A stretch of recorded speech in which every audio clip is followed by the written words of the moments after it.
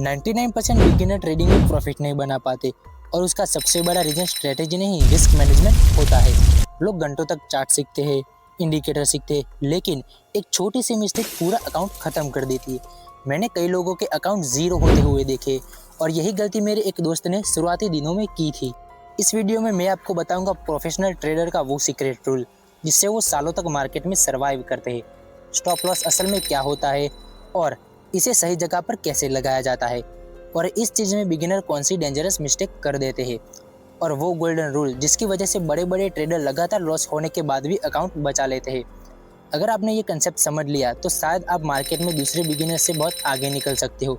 Video शुरू करने से पहले मैं आपको बताना चाहता हूँ, अगर आप मेरे इस चैनल पर नए हो तो मेरे चैनल को जरूर सब्सक्राइब करिए ताकि ऐसे और वीडियो आप तक पहुँचते रहे। अगर आपको मेरे इस वीडियो से कुछ वैल्यू मिले, कुछ सीखने को मिले तो आप मेरे इस वीडियो को लाइक, कमेंट और शेयर जरूर कीजिए। तो चलिए वीडियो शुरू करते हैं। सबसे पहले समझते हैं रिस्क मैनेजमेंट क्या होता है। ट्रेडिंग में पहला गोल प्रॉफिट कमाना नहीं बल्कि कैपिटल बचाना होता है और अपने पैसे को बड़े लॉसेस से बचाने को ही हम रिस्क मैनेजमेंट कहते हैं। इसे हम सिंपल एग्जांपल से समझते हैं।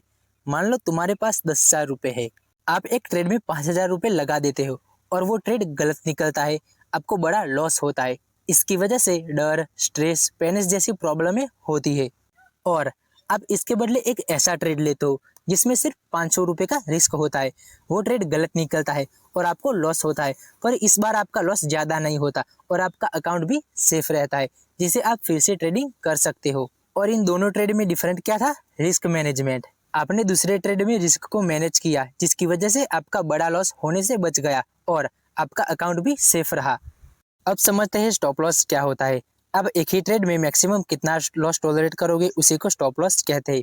स्टॉप लॉस एक लेवल है जहां हम अपना लॉस छोटा रखने के लिए ट्रेड बंद कर देते हैं। मान लो हम स्टॉक को 100 रुपये पर बाय करते हैं और हम अपना टारगेट 110 पर रखते हैं और स्टॉप लॉस जो होता है उसे हम 95 पर रखते हैं।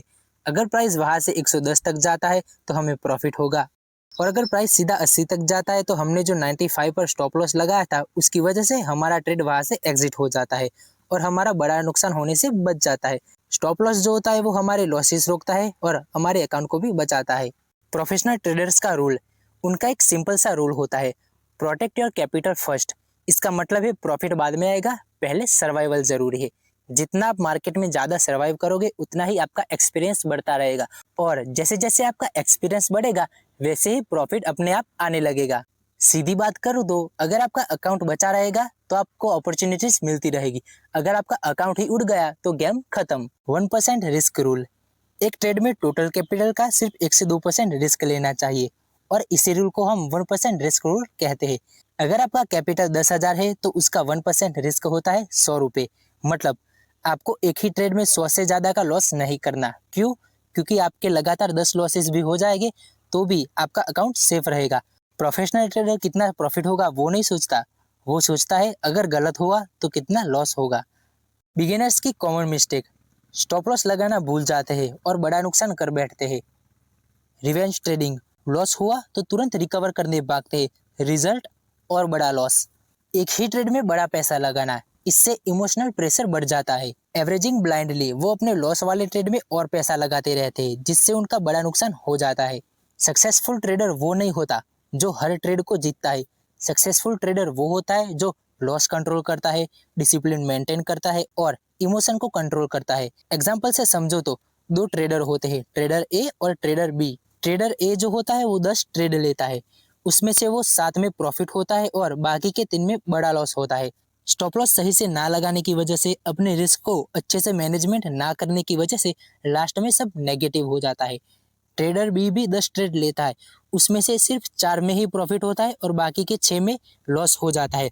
उसने सब में रिस्क को अच्छे से मैनेज किया था और स्टॉप लॉस अच्छे से लगाया था जिससे लॉसेस छोटे हुए और वो अंत में प्रॉफिटेबल रहा। तो दोस्तों अगले वीडियो में हम जानेंगे रिस्क रिवॉर्ड रेशियो क्या होता है, प्रोफेशनल ट्रेडर इसे क्यों यूज़ करते हैं, कम विन रेट के साथ भी प्रॉफिट कैसे होता है, बेस्ट रिस्क रिवॉर्ड रेशियो क्या है। दोस्तों अगर आपको ये वीडियो अच्छी लगी हो तो लाइक, कमेंट, शेयर करें और हाँ, ऐसे और वीडियो के लिए हमारे इस चैनल को सब्सक्राइब करें। तो मिलते हैं अगले वीडियो में।